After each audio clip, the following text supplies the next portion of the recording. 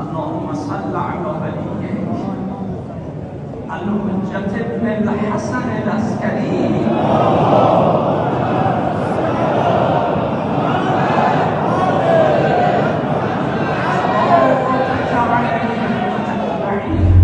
जिस वक्त हम नमाज जुमा पढ़ने के लिए जा रहे हैं तेहरान मुसल्ला इमाम खुमैनी पे।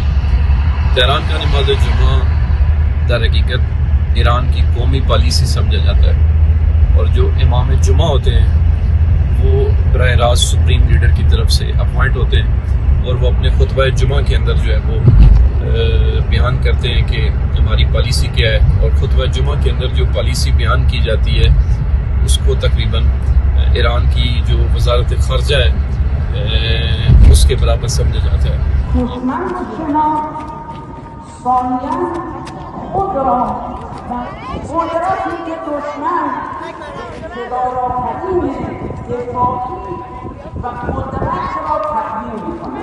اللهم صل على وليك الحجة بن الحسن العسكري